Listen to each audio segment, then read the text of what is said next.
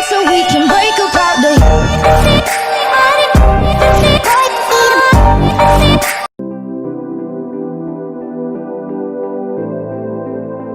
Bismillahirrahmanirrahim. Assalamu alaikum friends and pupils. Friends, I am fine and hope that you people will also be fine. So in this video I am going to discuss a brief history of computer, that how this modern and sophisticated computer came into existence. So let's start. Basically, computer is a word derived from Latin word which means to calculate and compute. Computer is an electronic device which accepts the input data, process the input data, retrieve the input data, and then produce the output result according to the input data given. So now let's come to the point that how this modern computer came into existence. So friends, when a problem arises in the lives of human beings, then human beings start thinking and present solution for their problems. When they present solution for their problem for the first time, they fails. They present another solution, but these people fail again.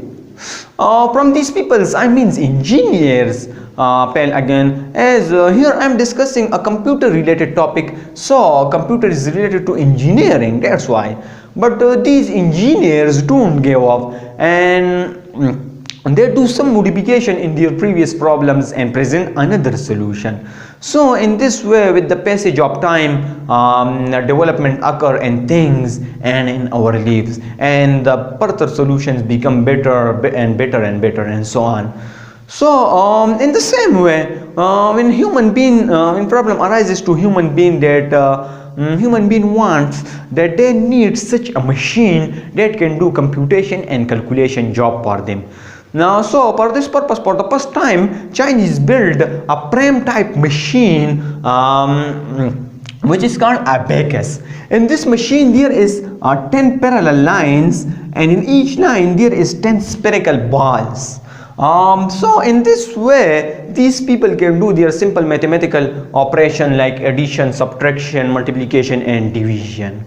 So from that point, a famous mathematician by the name John Napier from Scotland in 1614 introduced logarithmic table. He also made an instrument in which bones are used. These instruments are called Napier bones.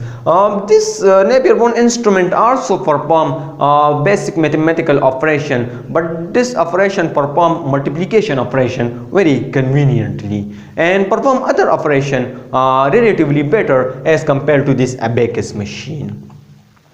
So after that, in 1642, a French mathematician by the name Blaise Pascal also made some machines and calculator.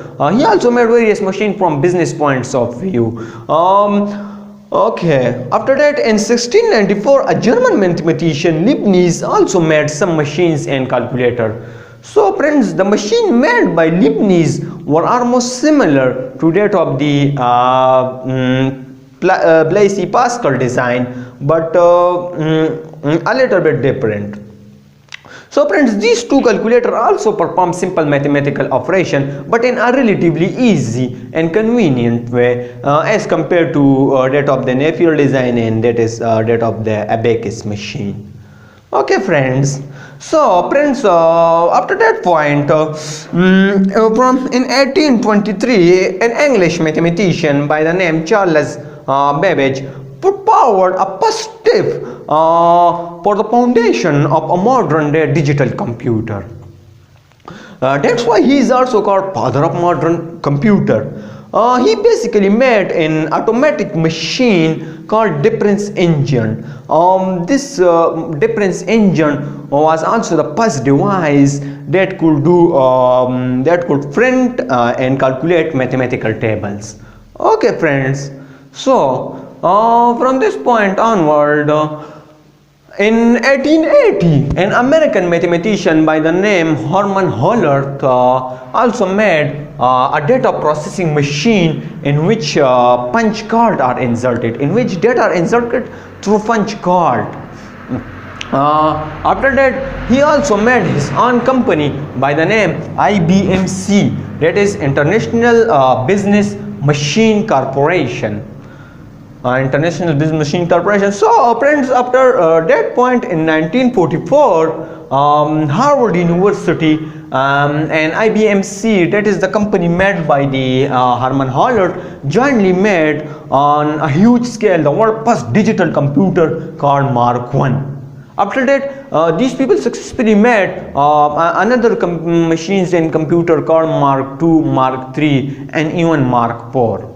So friend, after that, in 1946, two scientists, Eckert and Mauchly from the University of Pennsylvania, USA, made on a huge scale the world's first electronic digital computer called an EGG, that is electronic numerical integrator, and computer. But this computer is very huge in size and it weighs 30 ton, that is 30,000 kgs, and it covered an area of about 1800 square feet, that is its length is 50 feet and its width is 30 feet. Friends, you just imagine that it is in area covered by 8 rooms, each room having size 15 feet by 15 feet, as 8 multiplied by 15 multiplied by 15 is equal to 1800 square feet. Or in another way, you just imagine that it is an area covered by almost 6.6 marla. Such huge type of machine. So in this ENIAC, that is the electronic numerical integrator and calculator computer, vacuum tubes are used. Also friends, a huge amount of energy, electricity and workforce are required to successfully operate these machines. Also friends, proper cooling is required for this machine, because when it operates it becomes very hot and it produces heat. So for this purpose proper cooling is also required. In these times, this is basically called the first generation of computer, in which vacuum tubes are used. After that, the second generation of computers start from 1955 to 1964. In this generation, transistors are introduced. So friends, then transistors are used instead of vacuum tubes. So as a result, the capacity and speed of computer increases and its size reduces. After that, the third generation of computers start from 1964 to 1970, and this generation integrated circuit technology, that is IC technology, are introduced. So in this generation, integrated circuit are used instead of transistor. As a result, the capacity of computer relatively further increases and its space and size is further reduces. Okay friends, so after that, the fourth generation of computers start from 1970 to 1995. In this generation, LSI technology are introduced, that is the large scale integrated circuit technology are introduced. In this generation also microprocessor chips are used in computer. So as a result, the capacity and speed of computer increases up to very extent. After that, the fifth generation of computers start from 1995 up to the present day. In this generation, ULSI technology are introduced, that is ultra large scale integrated circuit technology are introduced. And in this technology, in nowadays the speed of computer is increased up to a very high extent, and in this way our life become very easier with the use of these high speed computers.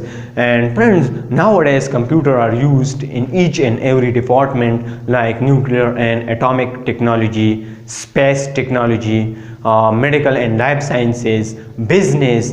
Even in each and every department computers are used. Apart from that, nowadays computers are present in each and every pocket in the form of smartphone, and further development will be occur in the computer industry. So friends, I hope that you people will enjoy these learning and informative videos. So take care and stay healthy. Thank you.